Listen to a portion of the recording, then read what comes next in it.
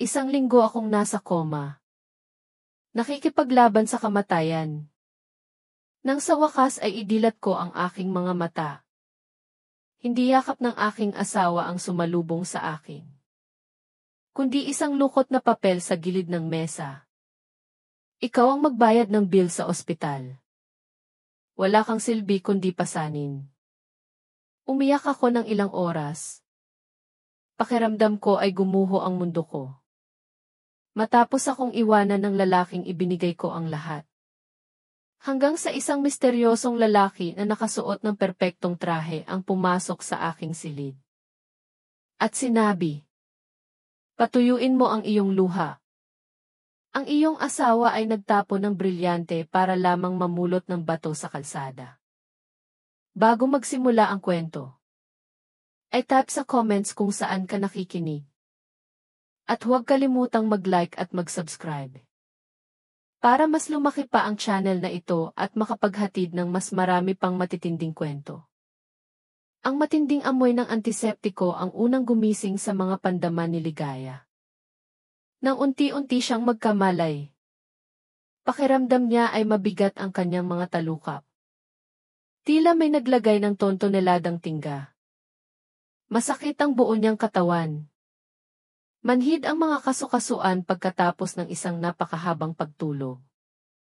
Pilit niyang idinilat ang kanyang mga mata. Ang puting fluorescent na ilaw sa kisam ay nakakasilaw. Napilitan siyang kumurap ng ilang beses hanggang sa masanay siya. Ang monotonong ugong ng air conditioner ang pumuno sa tahimik na silid. Bahagyang iginalaw ni Ligaya ang kanyang mga daliri upang matiyak na buhay pa siya. At may kontrol pa rin siya sa kanyang katawan. Malabo ang kanyang mga alaala. Tila mga kislap lamang ng matinding sakit sa ulo. At pagkatapos ay kadiliman. Dahan-dahan niyang iginalaw ang kanyang mukha sa kanan. Umaasa na makita si Rafael, ang kanyang asawa, na natutulog sa upuan. Siguro ay hawak ang kanyang kamay. Binabantayan siya. Sa 5 taon ng kasal, pinagsikapan ni Ligaya na maging isang deboto at mapagmahal na asawa. Inisip niya si Rafael na desperado. Nag-aalala at nagdarasal para sa kanyang paggaling. Ngunit ang pag-asang iyon ay gumuho sa isang segundo nang nilibot ng kanyang tingin ang silid. Ito ay walang laman. Ang upuan ng bisita ay perpektong nakalagay sa isang sulok. Mukhang matagal nang hindi nagagamit. Walang mga bulaklak. Walang mga basket ng prutas. Walang mga get well soon na card at mas masakit, walang senyales ni Rafael. Lumiliit ang puso ni Ligaya. Nagsimulang umakyat ang takot sa kanyang dibdib. Gaano na siya katagal walang malay? Bakit wala ang kanyang asawa nang magising siya? Ang kanyang lalamunan ay tuyong-tuyo sa uhaw. Gusto niyang tawagan ang isang nurse, ngunit nabulol ang kanyang boses. Pagkatapos, nakita niya ang papel sa nightstand. Sa tabi ng baso ng tubig, na may manipis na layer ng alikabo. Ito ay isang pahina na madaling sinira mula sa isang notebook. Nakatupi sa 2. Walang sobre. Nanginginig ang kamay. Mahina at takot. Inabot niya ang papel hanggang sa maabot niya ito. May sumigaw sa loob niya na mayroong mali sa mensaheng iyon. Malakas ang tibok ng kanyang puso. Binuklat niya ang papel ng dahan-dahan. Agad niyang nakilala ang sulat kamay ni Rafael na nagmamadali at pilit. Binasa niya ang unang pangungusap at nahirapan siyang huminga. Ang mensahe ay brutal. Walang paligoy-ligoy. Kailangan niyang bayaran ang lahat ng gastos sa ospital paggising niya. Ang susunod na linya ay mas malupit. Sinulat niya na si Ligaya ay nagsisilbi lamang na maging pasanin sa kanyang buhay. Sa dulo, isang malamig at maikling pamamaalam. Umalis na siya at hindi na plano pang bumalik upang alagaan ang isang may sakit na asawa. Nahulog ang papel mula sa kanyang mga daliri at bumagsak sa sahig. Para kay Ligaya. Gumuho ang buong mundo sa sandaling iyon. Ang mga luha na pilit niyang pinipigilan ay umagos. Walang kontrol pababa sa kanyang namumugtong pisngi. Binasag ng kanyang pag-iyak ang nagielong katahimikan ng silid. Ang sakit ng pisikal na paggising mula sa koma ay wala. Kumpara sa sakit na bumabasag sa kanyang dibdib. Umiyak siya ng walang tigil. Nagluluksa sa kanyang kapalaran. Naalala niya ang bawat sakripisyo na kanyang ginawa. Kung paano niya tinanggap ang simpleng pamumuhay. Kung paano niya inipon ang bawat piso para sa kanilang kinabukasan. Kung paano niya pinagsilbihan si Rafael. Kung paano niya pinagbigyan ng paulit-ulit ang malaking ego nito. At ang kabayaran sa lahat ng iyon ay pag-abandona sa kanyang pinakamahinang sandali. Tinuring na sagabal at itinapon na parang basura. Pakiramdam niya ay siya ang pinaka-naiibang babae sa mundo. Dahil sa pagmamahal sa isang lalaking tulad niya. Ang tiktok ng orasan sa dingding ay nagmarka ng mga oras habang si Ligaya ay lumubog sa walang katapusang pag-iyak. Namamaga ang kanyang mga mata. Hirap siyang huminga. At nakaramdam siya ng ganap na kawalan. Wala siyang magulang. Wala ng kapatid. Ngayon, wala na rin siyang asawa. Pakiramdam niya ay lubos siyang nag-iisa. Walang dahilan para ipagpatuloy ang buhay. Sa rurok ng kanyang desperasyon. Nang nakatitig lamang siya sa kisame. Narinig niya ang pagpihit ng doorknob. Hindi siya gumalaw. Inakala niya na ito ay isang nurse na mag-check sa kanyang ihi. O isang doktor na naiinis tungkol sa mga hindi nabayarang bill. Ngunit ang mga yabag na pumasok ay matatag. May kumpiyansa. Iba sa nagmamadaling hakbang ng mga staff. Lumapit ang figura sa kanyang kama. Ang amoy ng mamahalin at eleganteng kolog ay nagsimulang pumalit sa amoy ng gamot. Dahan-dahang iginalaw ni Ligaya ang kanyang ulo. At nakita ang isang matandang lalaki na matangkad na nakatayo sa tabi ng kanyang kama. Nakasuot siya ng perpektong trahe. Ang kanyang buhok ay maayos. Mayroon ng puting buhok. At ang kanyang mukha ay nagpakita ng katahimikan at otoridad. Hindi siya tumingin sa kanya ng may awa o pagmamataas. Kundi may halong paggalang at taos-pusong pag-aalala. Nagulat si Ligaya. Hindi niya ito kilala. Siya ba ay taga-administrasyon na humihingi ng bayad sa ospital? Nagmadali siyang punasan ang kanyang luha gamit ang likod ng kanyang kamay. Sinusubukang magmukhang matapang kahit sa loob ay wasak siya. Inihanda niya ang kanyang sarili na marinig kung paano siya pinaalis. Ngunit ang lalaki ay nag-alok lamang ng bahagyang nakakapanatag ng ngiti. Bahagya siyang yumuko ng may dating nakabaitan. At nagsalita sa isang malalim ngunit malambing na boses. Ipinakilala niya ang kanyang sarili bilang si Mang Dante. Nanatiling tahimik si Ligaya. Naghihintay ng kanyang paliwanag. Pansamantala siyang tumingin sa papel na nakahiga sa sahig. Ang sulat ni Rafael. At pagkatapos ay muling tumingin sa kanyang mga mata. Huwag kang magsayang ng isa pang luha para sa basura na iyon. Sabi niya ng mahinahon. Ang iyong asawa ay nagtapon ng brilyante para lamang pumulot ng bato sa kalsada. Ang mga salitang iyon ay tumama sa kanya na parang sampal. Ngunit sa parehong oras ay tila kakaibang totoo. Lumapit si Mang Dante.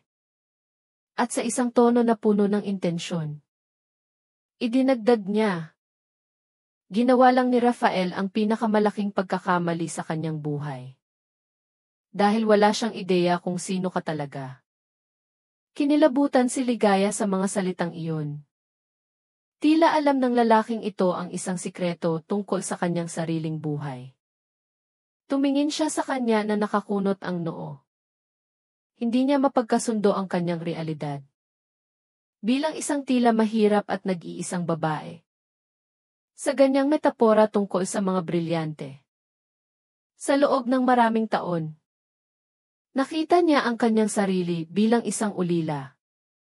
Nagsusumikap na mabuhay sa syudad. Bago makilala si Rafael 5 taon na ang nakakaraan. Wala siyang malinaw na alaala ng kanyang pagkabata. Tila mga malabong fragment lamang na hindi niya kailanman nabuo. Palagi niyang iniugnay ang kawalan na iyon sa trauma. Mula sa isang aksidente na sinabi ni Rafael sa kanya ng may malabong boses. Nagtanong si Ligaya kay Mang Dante. Upang ipaliwanag kung ano ang ibig sabihin ng mga salitang iyon tungkol sa mga brilyante at bato. Kumuha siya ng upuan mula sa sulok ng silid. Inilagay ito sa tabi ng kama. At umupo nang hindi nawawala ang kanyang tuwid at magalang na postura. Nagsimula siyang magsalita ng maingat ngunit malinaw. Sinabi niya na 5 taon na ang nakakaraan. Nagkaroon siya ng isang napakaseryosong aksidente na nagdulot ng bahagyang amnesia. Sa gitna ng kaguluhan, nahiwalay siya sa kanyang tunay na pamilya. Si Rafael, na dumaan lamang ng hindi sinasadya. O marahil ay pinlano na ang lahat. Lumitaw bilang isang bayani. Dahil hindi naaalala ni Ligaya kung sino siya o kung saan siya nagmula. Kumapit siya kay Rafael bilang kanyang tanging pag-asa. Samantala, ginamit ni Rafael ang pagdepende na iyon upang kumbinsihin siya. Na wala siyang ibang tao sa mundo. Na nagpaparamdam sa kanya na may utang siya kay Rafael. Tila utang niya ang kanyang buhay. Nakikinig si Ligaya na bahagyang nakabukas ang bibig. Nararamdaman ang mga piraso ng isang matagal nang hindi kumpletong puzzle na nagsisimulang magkasya. Naalala niya kung ilang beses sinabi ni Rafael. Nasalamat sa kanya. Buhay siya. Na kung wala siya. Wala siya. Ang mga parirala na iyon ang nagpanatili sa kanya na masunurin. Tila bawat kapritsyo ng kanyang asawa ay isang makatarungang presyo para sa pagliligtas sa kanya. Pagkatapos, kinuha ni Mang Dante ang isang digital tablet mula sa kanyang briefcase. Nang buksan niya ang screen, ilang litrato ng nakaraan ni Ligaya ang lumitaw. Nakita niya ang kanyang sarili. Ngunit iba. Mga damit ng designer. Isang nagniningning ng ngiti. Nakatayo sa tabi ng isang matandang lalaki na may nakakaakit na presensya. Ipinaliwanag ni Mang Dante na ang lalaking iyon ay ang kanyang biological na ama. Si Don Alejandro Valderrama. Isang negosyanteng nagmamay-ari ng isang malaking kumpanya na nagpapatakbo sa iba't ibang sektor. Naramdaman ni Ligaya na lumaktaw ang kanyang puso. Nang marinig niya na namatay ang kanyang ama 2 taon na ang nakakaraan. May sakit. Nang hindi humihinto sa paghahanap sa kanyang nawawalang anak. Si Mang Dante ang kanang kamay ni Don Valderrama. Na inatasan. Na ipagpatuloy ang paghahanap sa labas ng abot ng pulisya at balita. Pagkatapos ng mahaba at nakakapagod na paglalakbay. Sa wakas ay natagpuan niya ito na nakahiga sa kama ng ospital. Inabandona ng kanyang sariling asawa. Ang katotohanan ay tumama sa kanya ng husto. Hindi siya isang babaeng walang pinagmulan o yaman. Tulad ng palagi niyang pinaniniwalaan. Siya ang tanging tagapagmana ng isang kayamanan na hindi niya kailanman naisip. At gayunpaman, ang sakit ng pagtataksil ni Rafael ay hindi nawala. Ang pag-alam kung sino talaga siya ay nagpakita ng mas matinding kalupitan sa lahat ng ginawa nito. Iginuhit ni Mang Dante ang kanyang daliri sa screen. At nagpakita ng ibang uri ng dokumento. Mga bank statement. Ipinaliwanag niya na sa loob ng 1 linggo. Nasa koma si Ligaya. Inimbestigahan niya si Rafael. Ang mga gala ng account ay nagpakita na palihim nitong diniskarga ang lahat ng kanilang pinagsamang savings. Ang pera na inipon ni Ligaya ng piso-piso sa napakaraming pagsisikap. Sa halip na gamitin ito para sa kanyang mga paggamot o sa kanilang kinabukasan, inilipat niya ito sa account ng isang babaeng nagngangalang Cindy. Ang pangalang iyon ay tila masakit na pamilyar. Si Cindy ay ang kanyang matalik na kaibigan. Ang babaeng kasama niyang kumakain sa bahay. Ang pinagkukwentuhan niya ng lahat ng problema sa relasyon. Nagsimulang manginig ang katawan ni Ligaya sa galit. Hindi lamang siya inabandona, kundi pinagtaksilan din ng 2 taong pinagkakatiwalaan niya ng lubos. Tumingin si Mang Dante sa kanya ng maihabag ngunit matatag. Tiniyak niya na hindi na siya kailangang mag-alala tungkol sa bill ng ospital o kung saan titira pagkatapos. Lahat ng ari-arian at yaman ng kanyang pamilya ay handa na ibalik sa kamay ng kanilang tunay na may-ari. Mula sa sandaling iyon, ang kanyang misyon ay protektahan siya at ibalik ang kanyang mga karapatan at dangal. Nang sandaling iyon, ang lumang telepono ni Ligaya na may basag na screen ay nag-vibrate sa mesa. Lumitaw ang pangalan ni Rafael sa display. Muling bumilis ang tibok ng puso ni Ligaya. Ngunit sa pagkakataong ito, hindi dahil sa pagmamahal o nostalgia, kundi dahil sa halo ng galit at pagkasuklam. Tumingin siya kay Mang Dante. Humihingi ng lakas. Tumango ito. Inanyayahan siyang sumagot. Nanginginig ang kamay. Iginuhit ni Ligaya ang kanyang daliri sa berdeng pindutan. At inilagay ang telepono sa kanyang tainga. Hindi niya binigyan ng pagkakataong magsalita ng kahit isang salita. Ang magaspang na boses ni Rafael ay sumabog sa kabilang linya. Walang pagbati o pag-aalala. Inanunsyo niya na kinabukasan ay pupunta siya sa ospital. Hindi para makita siya o humingi ng tawad, kundi kasama ang isang abogado. Gusto niyang bilisan ang diborsyo. At nilinaw niya ng may aroganting tono. Binalaan niya si Ligaya na huwag mangarap na makakuha ng kahit isang kusing mula sa kanilang ari-arian. Dahil ayon sa kanya, hindi kailanman nag-ambag ng anuman si Ligaya sa ekonomiya ng bahay. Siya ay isa lamang patuloy na gastos. Bawat insulto ay parang hampas ng latigo. Muling umagos ang luha ngunit ngayon ay naglalagablab sa galit. Nanatiling tahimik si Ligaya. Nakikinig sa bawat salita. Hinayaan si Rafael na ibuhos ang lahat ng kanyang lason. Sa tabi niya, kinuyom ni Mang Dante ang kanyang mga kamao. Galit sa kanyang naririnig. Nang ibaba ni Rafael ang telepono nang hindi nagpapaalam. Dahan-dahang ibinaba ni Ligaya ang telepono at itinutok ang kanyang tingin sa puting dingding. Nagsimulang magbago ang ekspresyon sa kanyang mga mata. Ang tingin na dati puno ng kalungkutan at desperasyon ay naging matalim, malamig, at determinado. May bagong nagising sa kanya. Hindi na siya ang mahinang Ligaya na bulag sa pag-ibig. Siya ay isang pinagtaksilan na asawa na may napakalaking kapangyarihan sa likod niya, na hindi pa alam ng kanyang mga kaaway. Lumingon siya kay Mang Dante at matatag na tumango. Handa siyang tanggapin ang kanyang tunay na kapalaran at gumanti para sa bawat luha na kanyang iniyak. Kinabukasan ng umaga, ang sinag ng araw ay sumilip ng mahiyain sa kortina ng silid ng ospital. Ngunit ang init nito ay hindi sapat upang tunawin ang lamig sa atmosfera. Bumangon si Ligaya bago pa sumikat ang araw. Maingat niyang hinugasan ang kanyang mukha. Binalot ang kanyang ulo ng isang simple Maayos na panyong seda. At umupo sa kama ng tuwid hanggat maaari. Nakatago si Mang Dante sa likod ng makapal na kortina. Tulad ng kanilang pinlano ng nakaraang gabi. Walang sinuman na papasok ang dapat makakita sa kanya. Ang kanyang misyon ay i-record ang lahat na mangyayari bilang hindi matatawarang ebidensya para sa hinaharap.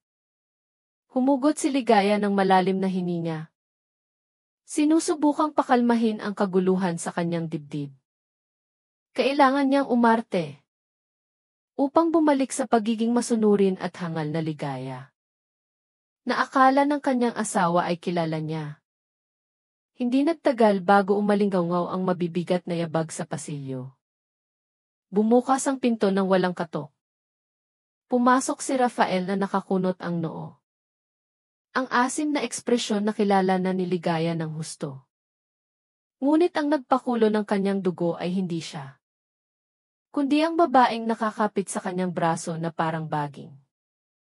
Pumasok si Cindy na nagmamalaki sa bawat galaw. Nakakapit ng may pamilyaridad kay Rafael. Nakasuot siya ng marangyang damit.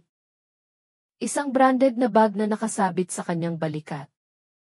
Isang accessory na alam ni Ligaya na hindi niya kayang bilhin sa simpleng sahod ng empleyado. Maliban kung may nagbigay sa kanya. Ibinaba ni Ligaya ang kanyang tingin. Tinatago ang kislap ng galit sa kanyang mga mata. At nagpakita ng malungkot. Nagmamakaawang ekspresyon. Hindi nag-aksaya ng oras si Rafael sa pagtatanong tungkol sa kanyang kalusugan. O kung ano ang nararamdaman niya matapos mamatay. Diretso siyang lumakad sa kama. Tiningnan siya mula ulo hanggang paa ng may paghama. At bumuntong hininga tila ang kanyang presensya ay isa lamang abala sa kanyang schedule. Walang pakundangan niyang itinapon ang isang pulang folder sa kandungan ni Ligaya. Nagulat siya sa impact. Hindi na niya kailangang buksan ito upang malaman kung ano ang nilalaman nito.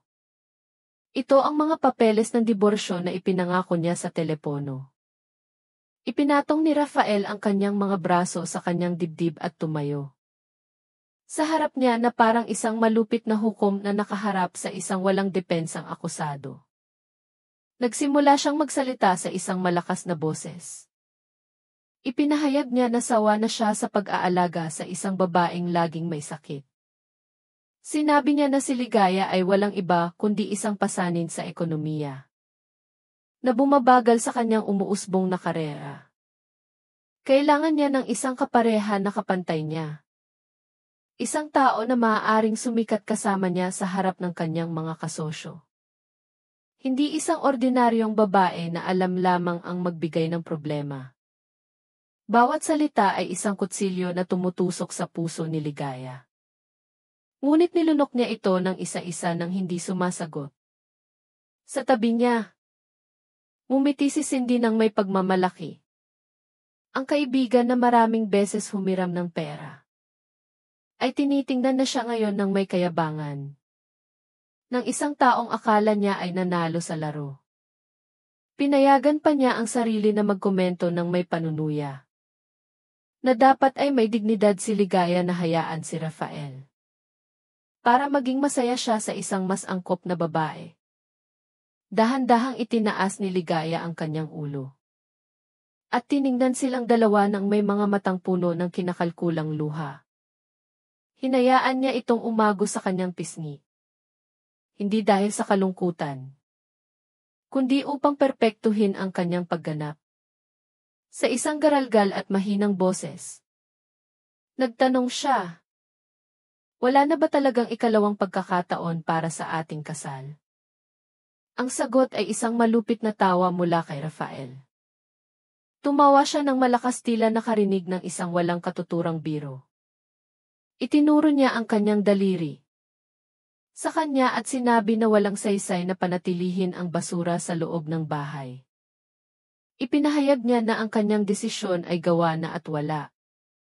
At walang sinuman ang makapagpapabago nito. Hinimok niya si Ligaya na pirmahan na ang mga dokumento. dahil marami pa siyang mas mahalagang gawain kaysa tiisin ang drama ng kanyang asawa.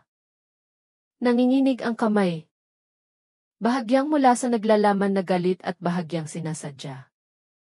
Binuksan ni Ligaya ang pulang folder. Tiningnan ng kanyang mga mata ang mga probisyon. Lahat ay lantaran na hindi patas. Sa mga ito, tinatalikuran niya ang anumang karapatan sa kanilang ari-arian. At nangakong hindi hihingi ng anumang uri ng suporta pagkatapos ng diborsyo. Gusto ni Rafael na iwan siya sa kalye ng walang pera.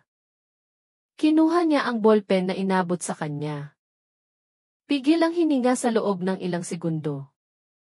Sa loob, nangako siya sa kanyang sarili na ang pirma na ito ay hindi magiging selyo ng kanyang pagkatalo, kundi simula ng isang digmaan.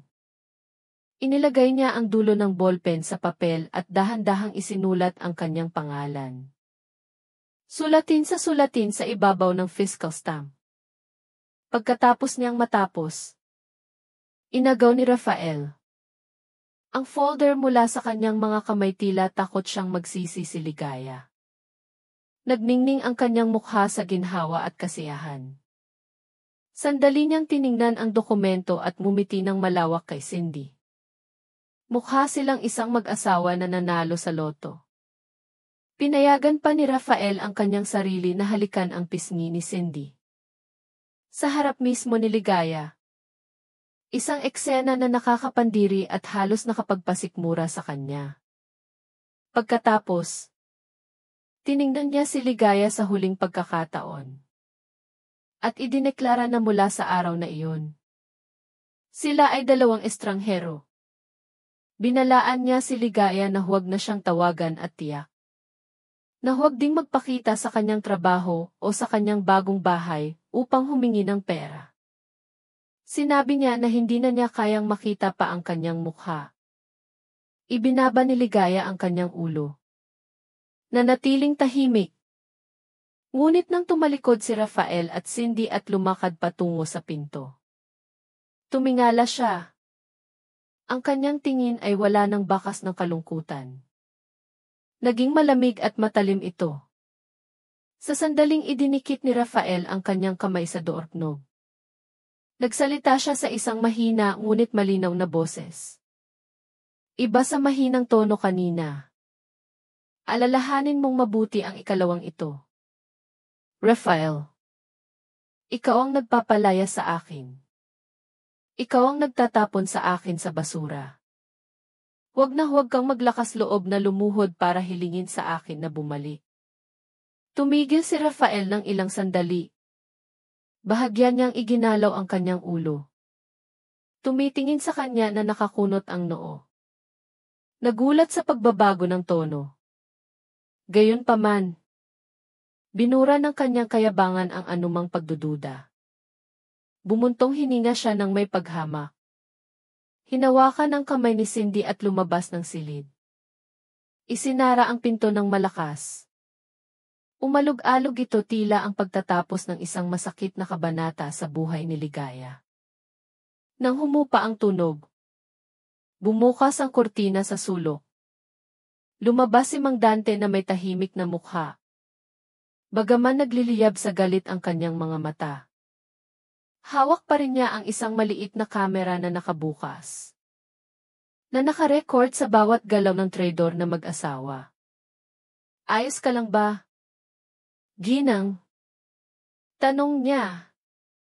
Pinunasan ni Ligaya ang kanyang pisngi upang burahin ang huling huwad na luha. Ikinayabangan niya ang kanyang likod. Huminga ng malalim. At tiningnan siya ng may kumpiyansa. Mas mabuti ako ngayon kaysa dati. Sabi niya. Ang basura ay kusa ng lumabas. Ihanda mo na ang lahat para sa paglabas ko. Sabik na akong simulan ang aking laro. Salamat sa mga arrangement ni Mang Dante. Mabilis at walang problema ang pagproseso ng papeles sa ospital. Walang argumento tungkol sa mga overdue na bill o mga tingin ng paghamak mula sa mga staff. Lahat ay naayos. Lumabas si Ligaya sa pangunahing pinto. Ngunit sa pagkakataong ito, hindi siya dumiretso sa hintuan ng bus o naghintay ng rideshare tulad ng dati. Sa halip, lumakad siya patungo sa isang nagniningning na itim na sedan na nakaparada sa E-zone. Isang nakaunipormeng chauffeur ang mabilis na lumabas. Binuksan ang likod ng pinto at yumuko ng may paggalang. Kakaiba pa rin kay Ligaya ang tumanggap ng ganitong pagtrato. Ngunit pinilit niyang sanain ang sarili. Sumakay siya sa sasakyan. Nilanghap ang amoy ng leather at air conditioning. Iniwan ang masikip na amoy ng ospital. Sa biyahe, tumingin siya sa labas ng bintana. Dumaraan sa kanyang mga mata ang abalang syudad. Mga taong tumatakbo. Mga kotse na traffic. Mga tindero sa kalye. At naalala niya ang panahon na nilalakaran niya ang parehong mga kalye. Napapagod sa paghahanap buhay ng ilang piso para suportahan si Rafael. Isang butas ng pagsisisi ang pilit na nananatili sa kanyang dibdib, ngunit itinulak niya ito palayo. Umalis ang kotse sa abalang downtown area at pumasok sa isang eksklusibong kapitbahayan. Tila sa Forbes Park o Dasmariñas, kung saan ang mga gusali ng opisina ay naging matataas na puno. At matatayog na pader na nagtatago ng mga mansyon. Sa wakas, huminto ang sasakyan sa harap ng isang malaking gate na gawa sa bakal, na otomatikong bumukas. Pigil ang hininga ni Ligaya. Nakita ang gusali na tumataas sa background. Isang maringal na mansyon ng klasikong arkitektura. Napapalibutan ng isang perpektong lawn at isang gitnang fountain. Nagpapalabas ng kristal na tubig. Biglang pumasok sa kanyang isip ang mga alaala ng pagkabata na parang kislap ng ilaw. Nakita niya ang kanyang sarili na tumatakbo sa hardin na iyon. Narinig ang tawa ng isang lalaki na buhat siya malapit sa fountain. Naluha ang kanyang mga mata. Sa pagkakataong ito, mula sa malalim na nostalgia para sa mga magulang na wala na, huminto ang kotse sa harap ng pangunahing pinto. Isang linya ng mga tauhan ng bahay ang naghihintay sa kanya sa perpektong pormasyon. Pagbaba pa lang ni Ligaya, sabay-sabay silang yumuko. At sinalubong siya ng may maligayang pagbabalik. Ginang, na bumalot sa kanya ng init. Sa unang pagkakataon sa mahabang panahon, naramdaman niya na bumabalik siya sa lugar na tunay niyang kinabibilangan. Ginabayan siya ni Mang Dante sa loob. Ang sala ay nanatili tulad ng sa kanyang malabong alaala. Malalaking pinta sa mga dingding. Antigong webles na may mataas na halaga. Isang kapaligiran ng pinigilan na elegansi. Ngunit wala ng panahon para magpadaig sa kalungkutan. Pinaalalahanan siya ni Mang Dante na puno ng mga commitment ang araw. Ang una ay ang kanyang pisikal na pagbabago. Inihatid nila siya sa isang silid na inihanda bilang isang pribadong beauty salon. Isang grupo ng mga profesional. Mga beautician, stylist, personal na doktor ang naghihintay sa kanya. Sa loob ng ilang oras, sumailalim si Ligaya sa masusing pag-aalaga. Mula sa balat na nasira ng stress, hanggang sa buhok na napabayaan ng mga taon ng simpleng pamumuhay kasama si Rafael. Pagkatapos ay dumating ang oras upang pumili ng damit. Dinala siya ni Mang Dante sa isang walk-in closet na napakalaki. Mas malaki pa ito kaysa sa lumang inuupahang apartment niya. Mga hilera ng mahahabang damit mula sa mga prestihiyosong designer. Mga tela ng seda. Ang pinakamahusay na kalidad ng cotton. At matikas na mga scarf at wraps na nakasabit na nakaayos-ayon sa kulay. Walang anumang sirang damit. Dinampian ni Ligaya ang kanyang mga daliri sa mga tela. Nararamdaman ang lambot sa ilalim ng kanyang mga daliri. Pumili siya ng isang mahabang damit na may simpleng disenyo. Ngunit may tahimik na otoridad at isang panyong seda na akma rito. Nang tumayo siya sa harap ng napakalaking salamin, halos hindi na niya nakilala ang kanyang sarili. Ang babaeng nakikita niya ay hindi ang gusgusin at malungkot na asawa ng isang malupit na lalaki, kundi isang matangkad na nakatayo. Maliwanag ang mukha at matatag ang tingin. Nagpapalabas ng presensya ng isang pinuno na inaangkin ang kanyang pwesto. Ang susunod na hakbang ay mas mahirap. Ang panloob na pagbabago. Dinala siya ni Mang Dante sa opisina na dating pag-aari ng kanyang ama. Tambak na mga folder ng financial reports, organizational charts, at kumpidensyal na dokumento ang nakakalat sa napakalaking mesa. Ipinaliwanag niya na si Don Alejandro Valderrama ay iniwan sa kanya ang karamihan ng mga shares sa isang malaking business conglomerate. At isa sa mga kumpanya ng grupo ay ang mismong pinagtatrabahuhan ni Rafael. Ito ang magiging pangunahing sandata niya. Umupo si Ligaya sa leather na silya na dating pag-aari ng kanyang ama. At nagsimulang basahin ang mga impormasyon. Mga balance sheet, command structure, profile ng mga executive. Ang kanyang isip na laging matalas ngunit hindi nagamit ng maayos sa mga taon ng kasal. Mabilis na gumana. Partikular siyang tumuon sa mga proyekto na pinamahalaan ni Rafael. Hinahanap ang mga mahihinang puntos, irregularidad, at mga kaduda-dudang desisyon. Sa tabi niya, sinagot ni Mang Dante ang kanyang mga tanong, at pinunan ang mga puwang ng tumpak na datos. Halos magdamag silang gising. Inihahanda ang paglitaw ni Ligaya sa corporate world. Isang pagpasok na magpapayanig sa mundo ni Rafael. Kinabukasan ng umaga, sa ibang bahagi ng syudad, naranasan ni Rafael ang pinakamagandang araw ng kanyang buhay. Kagagaling lang niya sa promotion at sa opisina. Nag-aayos siya ng tanghalian para kay Cindy at ilang kasamahan, upang ipagdiwang ang promotion at ang bagong diborsyo, na para sa kanya ay nangangahulugang kalayaan. Tumawa siya ng malakas, kumbinsido na nasa kanyang paanan ang mundo. Hindi niya maiisip na may bagyo na papunta sa kanya. Alas negatibo 1:00 ng umaga. Ang abala sa opisina ay biglang tumigil. Lahat ng computer screen, ang mga telebisyon sa lobby, at mga projector sa mga meeting room ay biglang nagbago. Ang internal system ay na-override upang mag-broadcast ng isang urgent announcement. Ang logo ng parent corporate group, na bihira gamitin, ay lumitaw sa lahat ng dako, na lumikha ng isang katahimikan. Dahan-dahang gumulong ang malaking text. Mahalagang anunsyo, pagbabago sa estruktura ng pagmamay-ari. Kinunot ni Rafael ang noo sa pagkalito. Nagtatanong sa kanyang mga kasamahan kung ano ang nangyayari. Walang nakakaalam. Ang maligaya na atmosfera na nilikha niya ay nawala.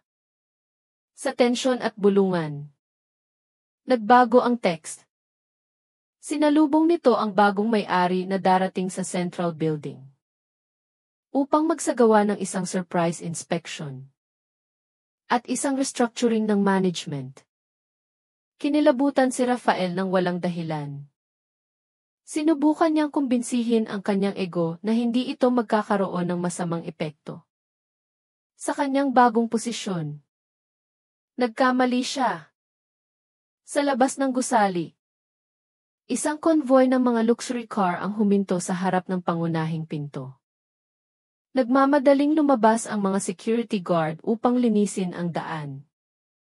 Mula sa lead car, unang bumaba si Mang Dante at binuksan ang likod ng pinto.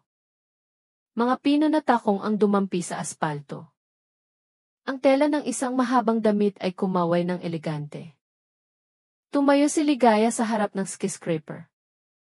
Tumitingin sa palapag kung saan niya alam na nagtatrabaho si Rafael. Inayos niya ang kanyang seda na scarf nang may mahinahon na galaw. At pumasok sa lobby. Tumatanggap ng mga tingin ng paghanga at paggalang. Mula sa bawat empleyado na dumaan sa kanya. Ang etyo ng kanyang mga yabag sa marmol ay parang countdown sa pagbagsak ng mga nagtaksil sa kanya. Sa executive floor, tila mas malamig kaysa dati. Pwedeng putulin ng kutsilyo ang tensyon. Ngunit si Rafael, walang kamalay-malay sa lahat, ay pakiramdam niya ay nasa tuktok ng mundo. Ang biglaang tawag mula sa executive secretary na nagpapatawag sa kanya sa main boardroom ay ipinakahulugan niya bilang isang positibong senyales. Sa kanyang isip, nais daw siyang batiin ng bagong may-ari sa kanyang mahusay na trabaho. At baka alukin siya ng isa pang pagtaas ng sahod. Tiningnan niya ang sarili sa salamin ng banyo. Inayos ang kanyang kurbata. Pinantay ang kanyang bagong gupit at ngumiti sa kanyang sariling imahe. Iniisip ang mga papuri at paghanga. Sa wakas ay naramdaman niyang mahalaga siya. Lalo na ngayon na napalaya niya ang sarili. Ayon sa kanya, mula sa pasanin ni Ligaya, naglakad siya sa pasilyo patungo sa boardroom nang nakataas ang kanyang baba. Hindi pinapansin ang mga sabik na tingin ng ilang matatandang empleyanteng dumaraan. Nakasalubong niya ang pinuno ng EC. Maputla at nerbiyoso. Ngunit hindi niya pinansin. Pagdating sa malalaking pinto na gawa sa kahoy, huminga siya ng malalim. At nang hindi man lang kumatok, itinulak niya ang mga ito ng bukas tulad ng isang nagwagi. Inasahan niya ang palakpakan o kahit man lang magalang ng ngiti. Sinamahan siya ng nakamamatay na katahimikan. Malawak ang silid. Pinangungunahan ng isang makintab na oval na mesa. Lahat ng direktor at matataas na opisyal ay nakaupo na sa kanilang mga lugar na may tense na mukha. Nakatitig sa kanilang mga dokumento upang maiwasan ang eye contact kay Rafael. Sa dulo ng mesa, ang nakakaakit na SEC chair ay okupado ng isang figura na nakatalikod. Ang mataas na sandalan ay nagtatago sa bagong may-ari. Ang mga balikat lamang na natatakpan ng eleganteng tela ang nakikita. Sa tabi niya, matatag na nakatayo, tulad ng isang tagapagbantay, si Mang Dante. Kinilala siya ni Rafael bilang ang lalaki mula sa ospital. Ang nagtanggol kay Ligaya. Ngunit pinangunahan siya ng kanyang pagmamataas na isipin na siya ay isang assistant lamang. Upang basagin ang tensyon, nagsimula siyang magsalita ng malakas at may kumpiyansa. Ipinakilala ang sarili bilang ang pinakamahusay na project manager sa kumpanya. Nagsimula siyang magsalita tungkol sa kanyang pananaw at dedikasyon. Tila nasa isang award ceremony. Walang sumagot. Walang kahit isang galaw ng pag-apruba. Tanging ang etyo lamang ng kanyang sariling mga salita ang umalinggaw-ngao sa soundproof na dingding. Pagkalipas ng ilang minuto, naramdaman niyang nakakahiya at pinutol ang kanyang monologe. Galit na nagtatanong kung bakit walang nakikinig sa kanya. Pagkatapos, ang silya sa dulo ng mesa ay dahan-dahang nagsimulang umikot. Nang walang tunog. Para kay Rafael, ito ay parang isang slow motion na eksena mula sa isang horror movie. Una, nakita niya ang isang babaeng kamay na may hawak na mamahaling ballpen. Pagkatapos ay ang manggas ng isang mahabang damit na seda. Pagkatapos ay ang perpektong dulo ng isang head wrap at sa wakas, isang mukha na kilala niya ng higit sa sinuman. Tumigil ang oras para sa kanya. Ang kanyang mga mata ay lumaki ng husto at tila lalabas sa kanyang mga socket. Ang kanyang bibig ay bahagyang nakabukas. Hindi makapagsalita. Nawala ang kulay sa kanyang mukha hanggang sa siya ay naging kulay ng wax. Sa upuan ng sukdulang kapangyarihan ay nakaupo si Ligaya. Ngunit hindi ang maputlang. Amoy ospital na ligaya ng ilang araw na ang nakakaraan. Ito ay ibang ligaya. Nagliliwanag. Na may aura ng otoridad na gumawa ng kanyang ego. Malamig at matalim ang kanyang tingin. Tinagos nito ang mga mental na depensa ni Rafael nang walang kahirap-hirap. Umatras siya. Nanginginig ang mga binti. Bumubulong na imposible ito. Na dapat itong isang masamang biro. Sinubukan niyang tumawa. Isang basag at hysterical na tawa. Itinuturo siya. Habang sumisigaw na may maglabas ng baliw na babae na iyon. Inutusan niya ang security na paalisin siya. Nagprotesta siya sa mga direktor dahil sa pagpapahintulot sa kanyang ex-asawa na pumasok. Nagsimulang mamawis ang noo ng lahat. Pagkatapos, lumapit si Mang Dante. At nagsalita ng matatag na boses na bumali sa histerya ni Rafael. Ipinaliwanag niya na ang babaeng nakaupo sa dulo ay ang lehitimong may-ari ng 70% ng mga shares ng grupo.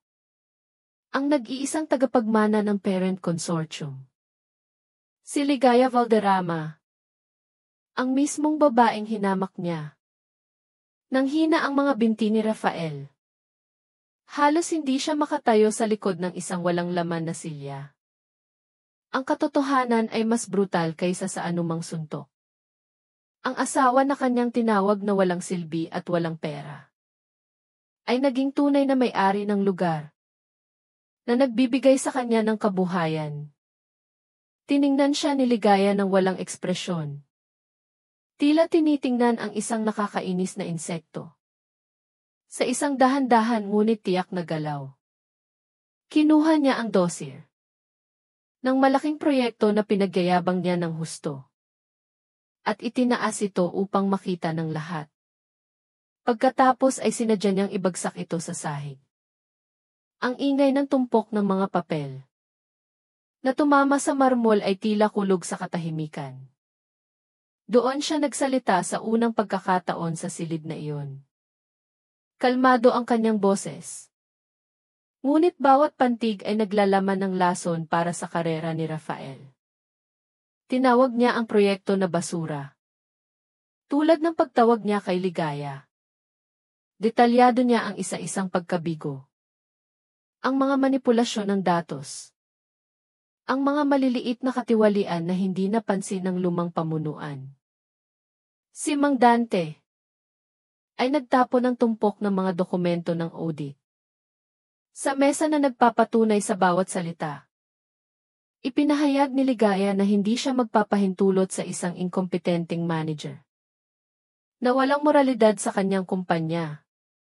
Si Rafael, nagsisimula ng bumalik sa shock, ay sinubukan na ipagtanggol ang sarili. Binago niya ang kanyang mapagmataas na tono sa isang nagmamakaawa. Tinawag ang kanilang mga taon ng kasal. Ang mga sandaling pinagsaluhan. Sinusubukang gisingin ang ilang awa. Ngunit pinutol siya ni Ligaya ng malamig. Dalawa ang opsyon mo. Sabi niya. Ang una, disciplinary dismissal. At isang contractual fine na halos $35,000. Para sa mga seryosong paglabag sa ethical code. Ang pangalawa, kung hindi mo kayang magbayad, tatanggapin mo ang demotion sa pinakamababang posisyon sa kumpanya. Sa bodega, kumikita ng minimum wage. Habang ibabawas namin sa iyong sweldo sa loob ng maraming taon upang mabayaran ang utang. Nagbago ang mukha ni Rafael. Ang halaga ng pera na iyon ay hindi kayang abutin. lalo na pagkatapos niyang ubusin ang kanyang savings. Sa marangyang buhay na pinamumuhay niya kasama si Cindy, walang balak si Ligaya na bigyan siya ng oras para magmanyobra. Pinindot niya ang isang pindutan sa intercom at humingi ng security presence. 2 malalaking gwardiya ang pumasok agad. Escort ang bagong empleyado ng warehouse sa kanyang pwesto sa basement. Utos niya ng kalmado. Kinalagkat si Rafael palabas ng boardroom na parang kriminal. Pinagmasdan ng mga mapanlait na tingin ng mga dati nagpapapuri sa kanya. Sumara ang pinto sa likod niya at para kay Ligaya. Ito ay parang pagsasara ng isang kabanata. Bumalik siya sa agenda ng pulong kasama ang board. Tila nakapag-alis lamang siya ng isang simpleng administrative glitch. Ang bodega sa basement ay ibang mundo. Walang air conditioning. Walang malambot na karpet. Walang mamahaling pabango. Tanging nakakasukang init. Alikabok na nakabitin sa ilalim ng malabong fluorescent lights.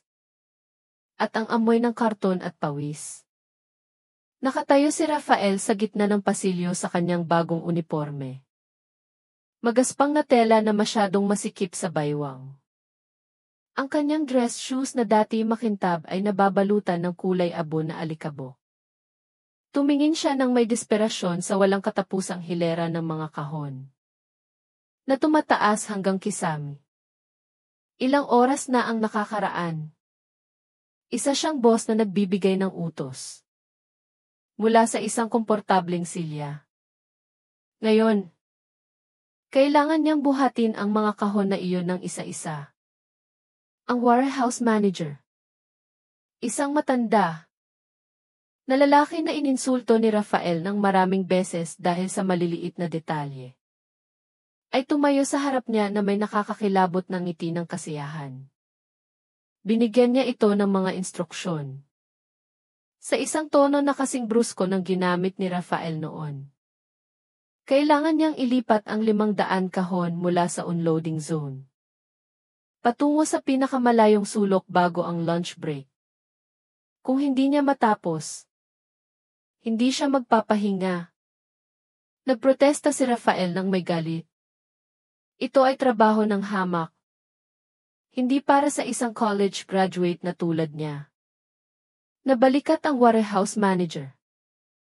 At pinaalalahanan siya na ayon sa bagong may-ari. Iyon ang eksaktong kung ano siya. Isa lamang hamak. Nang walang pagpipilian. Nagsimulang magbuhat ng mga kahon si Rafael.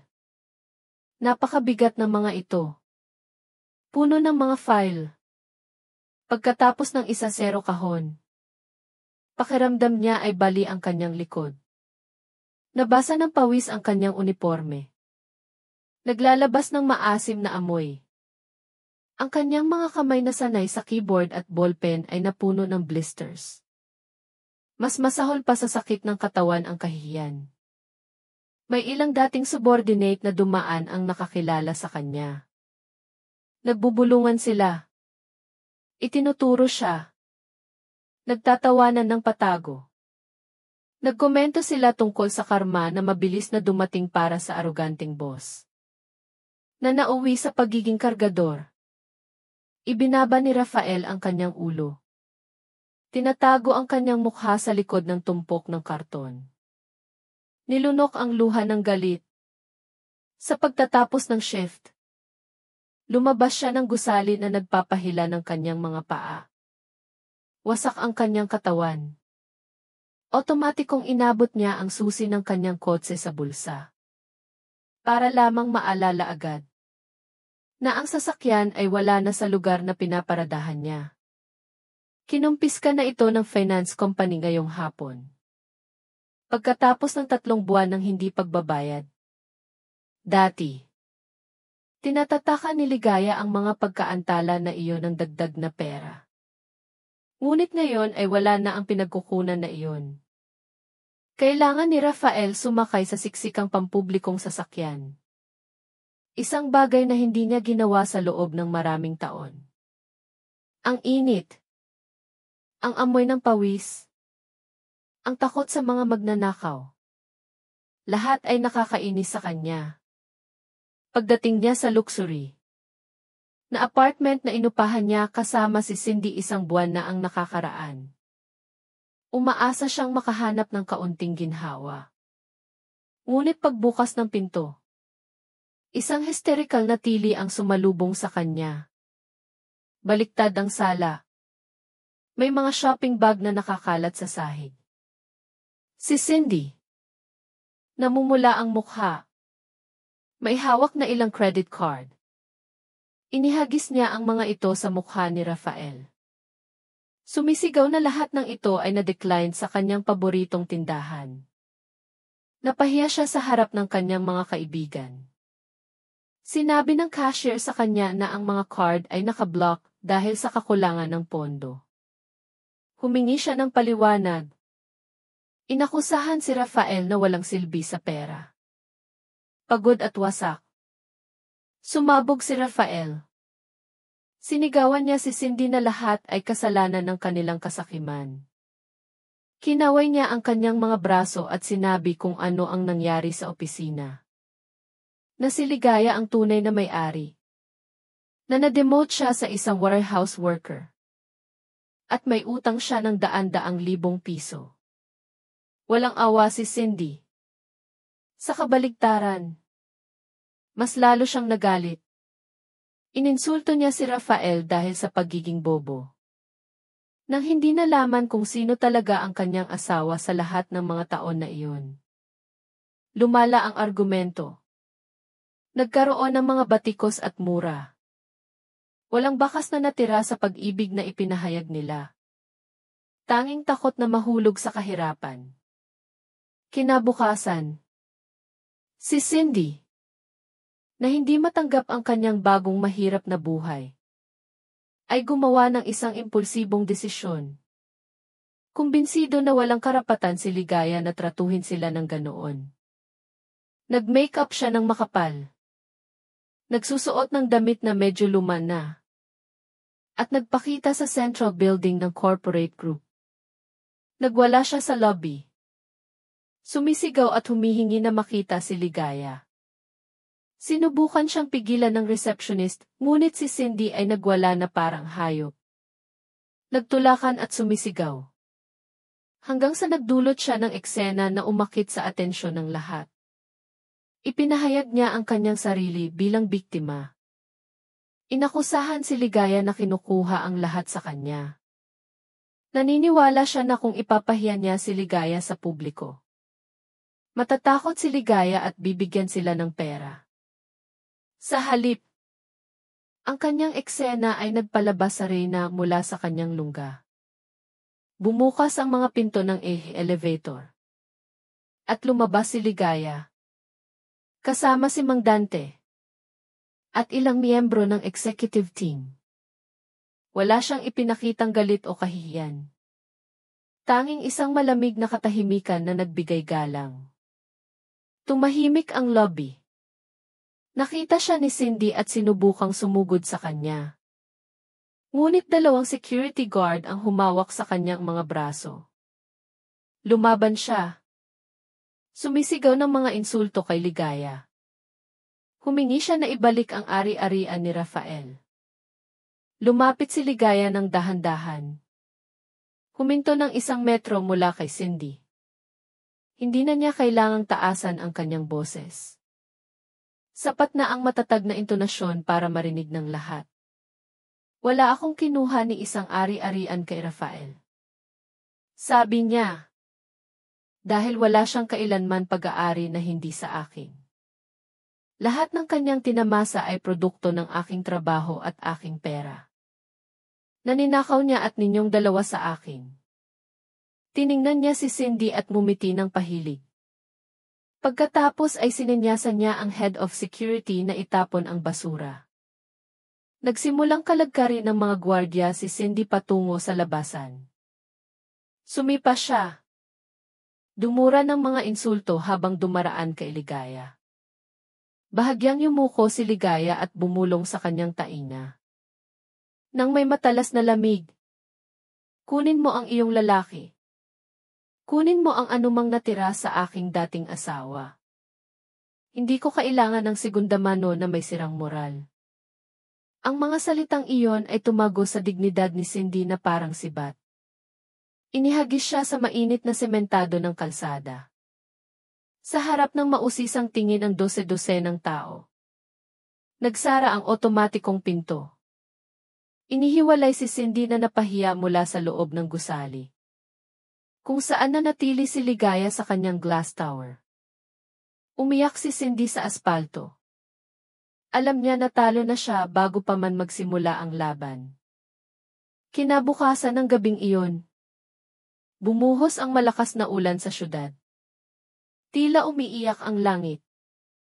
Pinagmamasdan ang kadiliman ng puso ng tao. Na malapit ng ganap na mailantad. Sa kanyang maluwag at komportableng opisina. Nanatiling nag-iisip si Ligaya. Pinagmamasdan ang mga patak ng ulan na tumatama sa salamin. Kumulog sa malayo. Kasama ang katahimikan ng gabi. Simula nang kontrolin ang kumpanya. At ibalik ang maliit na bahagi ng sakit. Na idinulot nila kay Rafael at Cindy. Naramdaman niyang gumaan ang kanyang pasanin. Gayunpaman, mayroon pa ring hindi akma. Ang dahilan ng kanyang biglaang pagkahulog sa koma. Sinabi ng doktor na matinding stress at pagod. Ngunit iba ang sinasabi ng kanyang katawan. Masyadong kakaiba ang pagdurusa bago siya mawalan ng malay. 3 mahinang katok ang narinig sa pinto. At ang boses ni Mang Dante ay humingi ng pahintulot na pumasok. Hawak niya ang isang itim na folder. Iba sa karaniwang makulay na folder. Mas seryoso ang mukha ng lalaki kaysa dati. Malalim ang marka ng mga kulubot sa kanyang noo. Inilagay niya ang folder sa harap ni Ligaya. Nang halos ritual na bagal. Tila naglalagay ng isang mapanganib na artifact. Tiningnan niya si Ligaya. Humihingi ng sagot. Ngunit tumango lamang ito. Inanyayahan siyang basahin para sa kanyang sarili. Sa mabilis na tibok ng puso. Binuksan ni Ligaya ang folder. Ang unang pahina ay isang toxicology report. Mula sa isang prestihiyosong pribadong forensic lab. Tiningnan ng kanyang mga mata ang mga linya na puno ng mga medikal na termino. Hanggang sa huminto sa isang parirala na naka-underline sa pula. May mga bakas ng highly toxic na chemical na substansya. Ay natagpuan sa kanyang dugo. Katulad ng lason sa daga at arsenic. Sa maliliit na dosis ngunit nakamamatay kapag naipon. Nagsimulang manginig ang mga kamay ni Ligaya. Napilitan siyang hawakan ang gilid ng mesa dahil sa pagkahilo. Hindi ito sakit o pagod. May sumubok na lasonin siya ng dahan-dahan. Binaliktad niya ang susunod na pahina. Umaasang matuklasan na ito ay isang pagkakamali. Ngunit may natagpuan siyang mas masahol pa. Kumuha si Mang Dante ng isang pribadong detective upang sundan ang mga hakbang ni Rafael at Cindy. Sa loob ng 1 buwan bago ang koma. Kasama sa mga pahinang iyon ang bahagyang malabo, ngunit malinaw na mga larawan ni Cindy. Na bumibili ng mga kaduda-dudang substansya sa isang black market para sa mga kemikal. Mayroon ding mga kopya ng resibo para sa pagbili ng mga lason. At mga record ng mga lalagyan na natagpuan sa basura ng kanyang apartment. Maliwanag ang kwento. Hindi lamang sila nagtaksil. Kundi nagplano rin silang patayin siya. Naalala bigla ni Ligaya kung paano. Ilang linggo bago siya magkasakit. Naging lalo pang mapagmahal si Rafael sa kanyang mga hapunan at inumin. Tuwing gabi, ipinaghanda niya siya ng baso ng mainit na gatas. O isang nakakapagpahingang tsaa para mas makatulog siya. Sa sandaling iyon, ipinakahulugan niya ito bilang isang kilos ng pagmamahal at pag-aalala. Ngayon, Bawat higop ay naging isa pang hakbang patungo sa libingan. Nahinuhukay nila ni Cindy ng may pasensya. Ang hindi matiis na pananakit ng ulo. Ang patuloy na pagduduwal. Ang biglaang pagkahulog sa koma. Lahat ay may pinagmulan. Ang laso na maingat na inihanda ng taong natutulog sa tabi niya. Ipinaliwanag ni Mang Dante. Nang may malungkot na ekspresyon. Ang huling motibo. Si Rafael ay palihim na kumuha ng life insurance policy sa pangalan ni Ligaya na nagkakahalaga ng ilang daang libong dolyar. Kung mamamatay siya sa isang biglaang sakit. Siya, bilang tanging benepisyaryo, dahil hindi pa nailalantad ang kanyang tunay na pagkakakilanlan, ay makakakolekta ng halaga na kayang pondohan ang isang marangyang buhay sa ibang bansa. Kasama si Cindy. Naluha ang mukha ni Ligaya. Ngunit hindi na ito kalungkutan kundi galit. Inisip niya si Rafael na pinagmamasdan siyang lumala araw-araw. Baka nakangiti sa loob. Perpekto ang plano. Kung wala ang paglitaw ni Mang Dante at kung wala ang medical tests, ang kanyang kamatayan ay ikakategorya bilang natural. At magdiriwang si Rafael sa isang malayong dalampasigan. Habang siya ay nakahiga sa isang anonimong libingan. Mahina siyang tinanong ni Mang Dante kung ano ang gusto niyang gawin ngayon. Kung gusto niya, maaari silang pumunta sa pulisya kaagad. Sa ebidensyang iyon, maaaring arestuhin si Rafael at Cindy ngayong gabi. Nakatitig si Ligaya sa dilim sa labas ng bintana. Naliwanagan ng isang kidlat na nagpatigas sa kanyang mukha.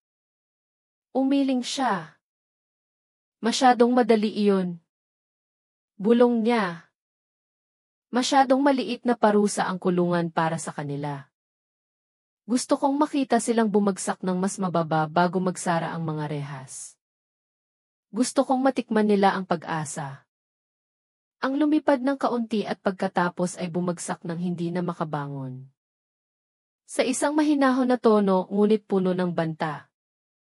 Hiniling niya kay Mang Dante na panatilihin ang ebidensya ng ilang araw pa. At ihanda ang entablado para sa isang huling teatro. Inamin niya na sa simula, gusto lamang niyang sirain sila sa pinansyal. Pilitin silang magtrabaho ng husto upang maintindihan kung ano ang halaga ng paghahanap buhay. Ngunit matapos malaman na gusto siyang patayin, binago niya ang kanyang plano. Tiniyak niya na hindi lamang mawawala sa kanila ang pera kundi pati na rin ang kanilang dignidad, reputasyon, at anumang prospect sa hinaharap. Kinuyom niya ang toxicology report sa kanyang mga daliri. Nilulukot ito. At nangako na ang mga luha na iyon ang huli niyang ilalabas para sa kanyang masamang kapalaran. Kinabukasan, siya ang magiging hukom at tagapagpatupad ng kanyang sariling nakaraan. Isang linggo na ang lumipas mula nang ma-demote si Rafael sa warehouse. Ang kanyang buhay kasama si Cindy ay lumubog sa ganap na pagdurusa. Nakatira sila sa isang maliit, basa at amoy na silid sa labas ng syudad. Malayo sa karangyaan ng apartment noon. Ang perang natira mula sa savings ni Cindy ay ubos na sa pagbabayad ng mga utang mula sa kanilang magarbong pamumuhay. At ang sweldo ni Rafael ay hindi pa dumarating sa account. Kumain sila ng instant noodles. Naghahati ng isang pakete. Maingat na nagtitipid ng gas. Madalas na pinuputol ang kuryente dahil sa hindi pagbabayad. At ang tubig na lumalabas sa gripo ay amoy kalawang. Bawat araw ay isang magkaibang away. Sinisisi siya ni Cindy sa kanyang pagkawasak at sinisisi naman siya ni Rafael sa kanyang mga labis na gastos. Noong gabing iyon, nakatayo si Rafael sa isang manipis, maalikabok at amoy na kutso na nakakalat sa sahig. Iniisiip ang multa na daan-daang libong piso. na hindi niya kailanman kayang bayaran. Kung hindi, siya ay hahatulan na maging alipin ng sahod magpakailanman. O mauwi sa kulungan. Sa gitna ng kanyang pagkabalisa, tumunog ang telepono. Nakatanggap siya ng mensahe mula kay Ligaya. Halos tumigil ang kanyang puso. Nanginginig ang mga daliri. Binuksan niya ang conversation. Maikli ang text. Ngunit para sa kanya, ito ay parang isang oasis sa gitna ng disyerto. Inanyayahan siya ni Ligaya sa hapunan. Sinabi niya na pagkatapos magmuni-muni. Siguro ay naging masyado siyang malupit at gusto niyang pag-usapan ang posibleng pakikipagkasundo at pag-withdraw ng multa. Tumalon si Rafael sa tuwa. Ginising niya si Cindy na natutulog na nakatalikod sa kanya. At ipinakita sa kanya ang mensahe na may nagniningning na mga mata. Masayang-masaya siyang tiniyak sa kanya na nagtagumpay ang kanyang plano. Kumbinsido siya na mahal pa rin siya ni Ligaya. Sinabi niya na ang isang babaeng ganoon ka-inosente ay hindi siya kayang kamuhian ng matagal. Nasigurado. Kumilos lamang siya sa ilalim ng impluwensya ng mga nasa paligid niya.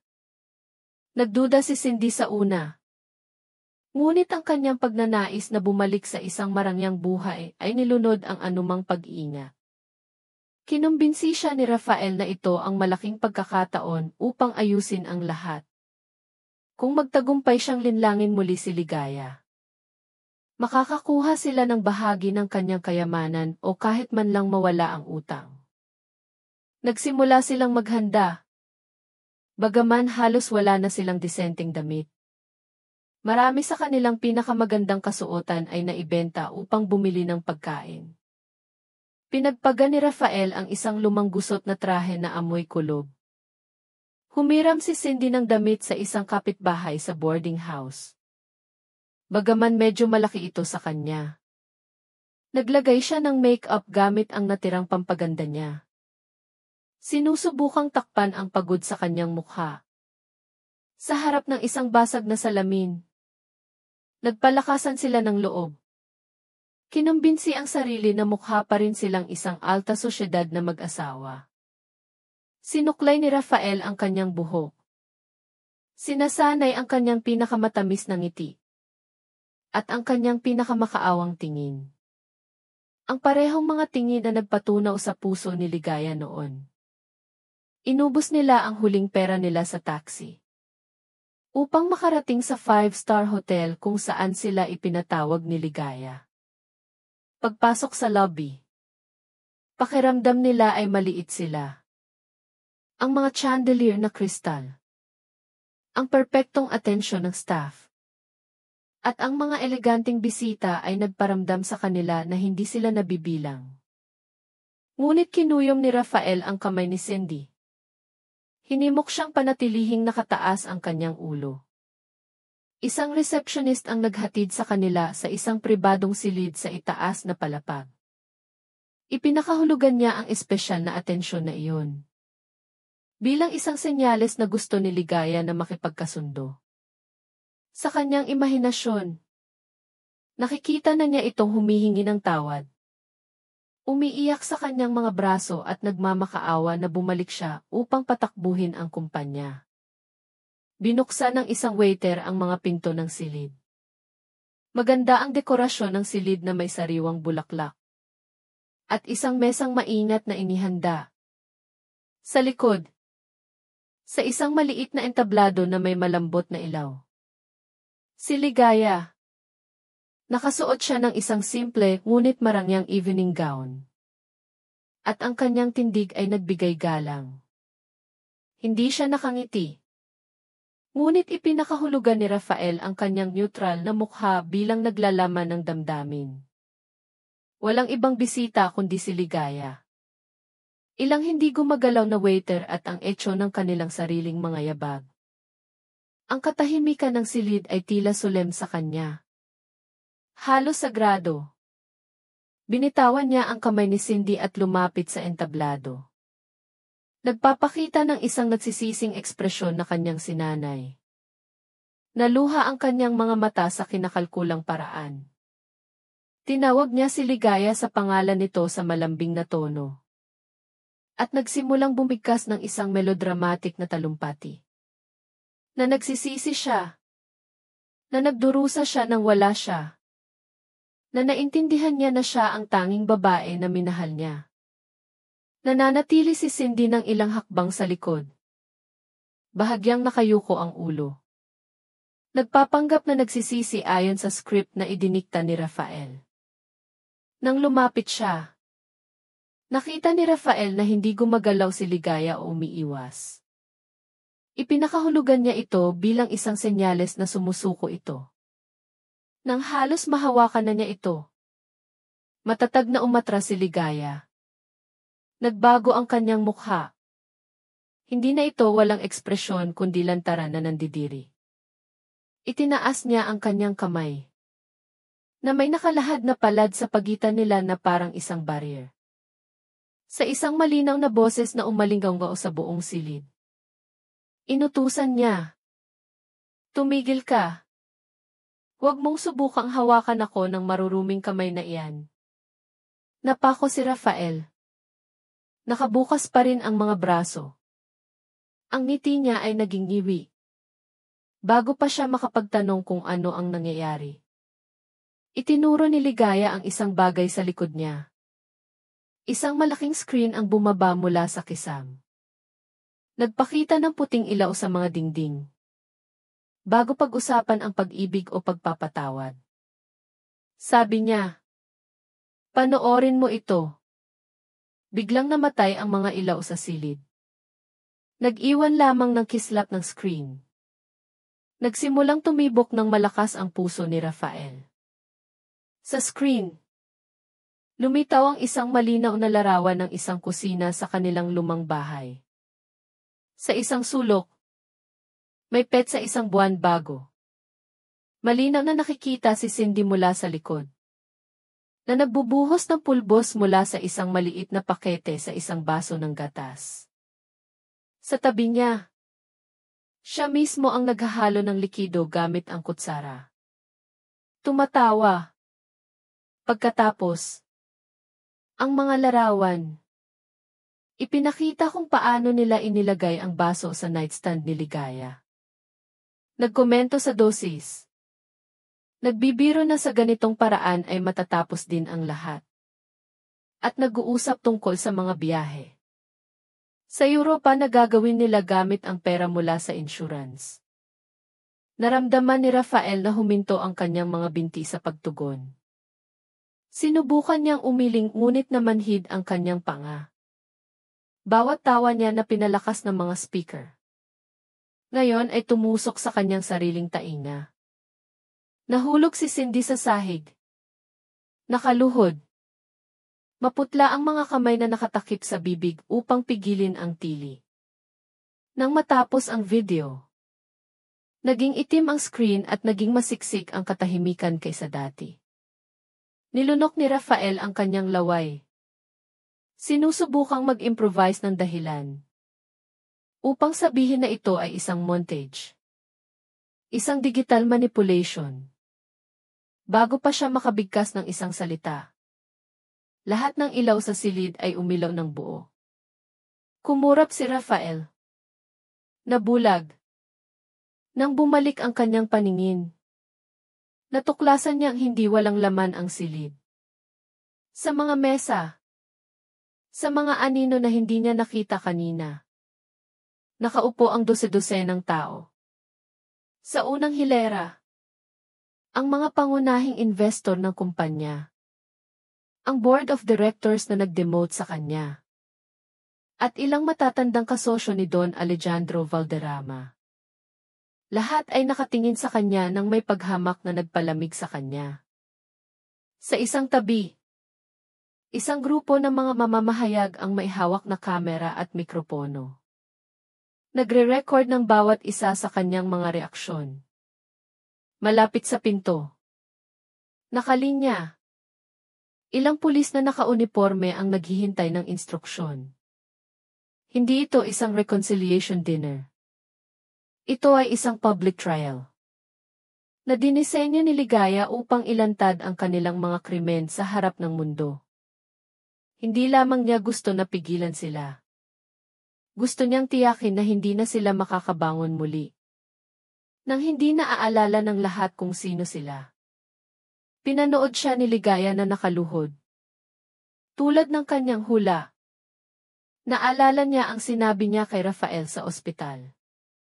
Na huwag lumuhod para hilingin sa kanya na bumalik. Ngayon ay nakaluhod siya. Ngunit hindi dahil sa pag-ibig kundi dahil sa takot. Kinuha niya ang mikropono na inabot sa kanya ni Mang Dante. Napuno ang silid ng kanyang boses na tahimik ngunit walang humpay. Ipinaliwanag niya sa mga naroroon na ang nakita lang nila ay ang dahilan kung bakit siya naging masyadong malupit sa kanyang dating asawa. Sinabi niya na marahil ay mapapatawad niya ang pagtataksil. At kahit ang pagnanakaw ng pera. Ngunit hinding-hindi ang sinadyang pagtatangka ng pagpatay. Sinubukan ni Rafael na gumapang sa kanyang paanan. May luha sa kanyang mukha. Nagsasabing nadala siya. Na hindi niya pinag-isipan. Na ideya ni Cindy ang lahat. Itinuro niya si Cindy. Sinusubukang isisi sa kanya ang kasalanan. Si Cindy, na hanggang noon ay nanginginig sa katahimikan, ay kumilos na parang hayop. Sumugod siya kay Rafael. Sinuntok siya. Kinamot. Sumisigaw na si Rafael ang kumuha ng insurance. Na si Rafael ang nagpilit na dagdagan ang dosis ng lason. Na si Rafael ang nagplano ng lahat. Hindi tumigil sa pagkuha ng litrato ang mga mamamahayag. Ang mga bisita ay umiiwas ng tingin. Nandidiri sa eksenang iyon. Sinenyasan ni Ligaya ang lead officer. Lumapit ang commander na may hawak na posas. Bago nila dalhin si Rafael, humingi siya ng sandali. Kinuha niya ang isang gusot at laminated na papel mula sa kanyang pitaka. Ang liham na iniwan ni Rafael sa kanyang nightstand sa ospital. Ang isa kung saan siya inabandona at inutusan na bayaran ang mga gastos. Mag-isa. Dahan-dahan siyang lumapit. Yumuko upang panatilihing malayo ang distansya. At isinilid ang liham sa bulsa ng trahe ni Rafael. Ang liham na ito, bulong niya, ay ang huling patunay. Ito ang sarili mong sulat kamay. Ang sarili mong pag-amin. Na iniwan mo akong mamatay mag-isa. Ito ang perpektong katuwang sa video upang patunayan na gusto mo ang aking kamatayan. Ang tunog ng posas na nagsasara sa kanyang pulso ay tila sa kanya ang pagtatapos ng lahat ng pag-asa. Tiningnan ni Rafael si Ligaya sa huling pagkakataon. Nakita ang babaeng hinamak niya. Naging isang reyna na napapalibutan ng paggalang. Wala siyang iba kundi isang kriminal na papunta sa kulungan. Dinala ng pulisya si Rafael at Cindy. Sa gitna ng walang tigil na pag-flash ng mga kamera. Walang natira sa kanilang kayabangan o sa kanilang marangyang pamumuhay. Ang gabing iyon ang nagmarka sa pagtatapos ng kanilang kwento. At ang simula ng tunay na kalayaan ni Ligaya. Pinanood niya sila hanggang sa mawala sila sa likod ng pinto. Pagkatapos ay huminga siya ng malalim. Tila pinapaalis ang lahat ng multo ng nakaraan mula sa kanyang dibdib. Simbolikong. Ito ang kabanata 1-0 ng kanyang buhay. Ang kabanata ng karma at kalayaan. Makalipas ang 6 na buwan matapos umalinggaw ang pag-aresto sa mga pahayagan. Ganap na umikot ang gulong ng buhay. Inilagay ang bawat isa sa lugar na nararapat sa kanila. Sa isang maximum security prison. Umuusok si Rafael sa isang sulok ng isang malamig at basa na selda. Ang mga pader ng semento ay ngayon na lamang ang kanyang kasama. Hinahatulan siya. ng 20 taon para sa pagtatangkang pagpatay at insurance fraud. Ngunit hindi lamang ang mga rehas ang kanyang parusa. Ang bigat ng pagbagsak mula sa karangyaan tungo sa paghama ay sumira sa kanyang isip at katawan. Nagkaroon siya ng mild stroke 1 buwan pagkatapos makulong, na nag-iwan sa kalahati ng kanyang katawan na bahagyang paralisado. Ang sulok ng kanyang bibig ay nakababa sa isang tabi. At hirap siyang magsalita. Bawat araw, tiningnan niya ang pinto ng selda. Umaasang may bibisita. Walang dumating. Binura na siya ng kanyang mga dating kasamahan sa kanilang alaala. O tinatawanan siya ng patago. Ang kanyang pamilya, nahihiya, ay pinutol ang lahat ng koneksyon. Si Cindy, ang babaeng pinaglaban niya ang lahat, ay nakakulong sa ibang sentro kung saan sinasabing siya ay laging nakikipag-away. Sa ibang mga bilanggo, si Rafael ay tunay na nag-iisa. Sa gabi, sa katahimikan na binasag lamang ng mga ingay ng bilangguan, muling nagpakita sa kanya ang figura ni Ligaya ng paulit-ulit. Naalala niya kung paano niya minasahe ang kanyang mga paa pagkatapos ng mahabang shift. Kung paano niya inihanda ang kanyang paboritong pagkain. Kung paano niya inalagaan siya ng mailagnat. Ang pagsisisi ay humampas sa kanya na parang malakas na alon laban sa bato. Umiyak siya ng walang tunog. Ang luha ay humalo sa dumi sa sahig. Naintindihan na niya ngayon kung gaano siya kahanga. Dahil sa pagtapon ng isang brilyante para mamulot ng bato. Tulad ng sinabi ni Mang Dante, nagkaroon siya ng isang perpekto, mapagbigay, at mayaman na asawa. At nawala siya dahil sa ambisyon at kahalayan. Ngayon ay may sakit at lumpo. Walang magpapakain sa kanya o maglilinis sa kanya. Ang kanyang impyerno ay resulta ng kanyang sariling mga desisyon. At kailangan niyang tirahan ito sa mahabang taon. Sa kabilang dulo ng syudad, sa tuktok ng isang modernong skyscraper, nakahilig si Ligaya sa rehas ng kanyang office terrace. Hinaplos ng simoy ng hangin ang kanyang mukha. At dahan-dahang ginagalaw ang tela ng kanyang seda na scarf. Sa kanyang paanan ay ang syudad na naliwanagan ng isang ginintuang paglubog ng araw. Nakakuha siya ng respeto. Hindi lamang bilang isang tagapagmana, kundi bilang isang matatag at makatarungang negosyante. Sa ilalim ng kanyang pamumuno, matatag na lumago ang mga kumpanya ng kanyang ama.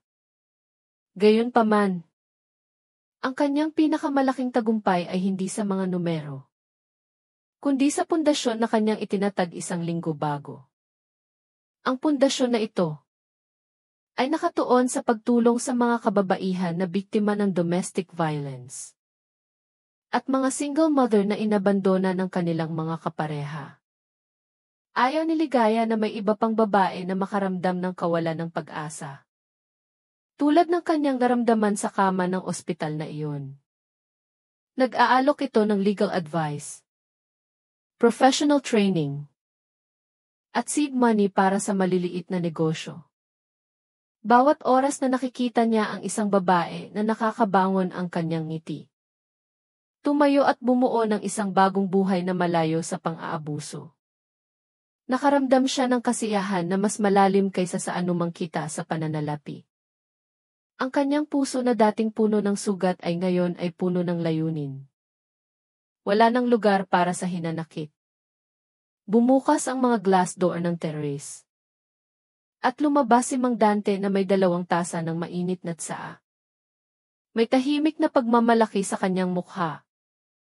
Inilagay niya ang isa sa mga tasa sa mesa at tumayo sa tabi niya. Pinagmamasdan ang horizon. Sa kanyang isip, naalala niya ang unang pagkakataon na nakita niya ito sa ospital. Marupok at wasak. At hindi niya mapigilan Ang humanga sa malakas at mapagmahal na babae na nakatayo sa harap niya ngayon. Pakiramdam niya ay sa wakas ay natupad niya ang pangako na kanyang ginawa kay Don Alejandro Valderrama. Ang hanapin at protektahan ang kanyang anak. Pagkatapos ng ilang minuto ng pagkatahimik, tiningnan niya si Ligaya at tinanong siya ng isang simpleng tanong. Ngunit puno ng kahulugan. Masaya ka ba? Ginang. Nanatiling tahimik si Ligaya sa loob ng ilang segundo. Hinayaan ang tanong na lumutang sa hangin. Humugot siya ng malalim na hininga. Pinupuno ang kanyang mga baga ng pakiramdam ng kalayaan na napakahirap niyang makuha. Dati, inilagay niya ang kanyang kaligayahan sa mga kamay ni Rafael. Naniniwala siya na ang kanyang buhay ay magkakaroon lamang ng kahulugan kung pasayahin niya ito. Ngayon, naiintindihan niya na ang tunay na kaligayahan ay hindi ipinapakiusap. Ito ay itinatayo. Hindi ito nakasalalay sa isang asawa o isang titulo, kundi sa pakiramdam na payapa sa sarili at kakayahang gumawa ng mabuti. Lumingon siya kay Mang Dante. Nang may pinakamaliwanag na ngiti na nakita niya sa kanya.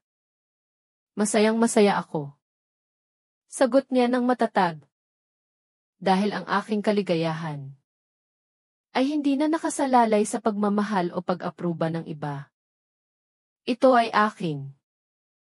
Binuo ko ito sa sarili kong pagsisikap at sa bawat luha na aking iniyak. Itinaas niya ang tasa tila nag-toast sa hinaharap.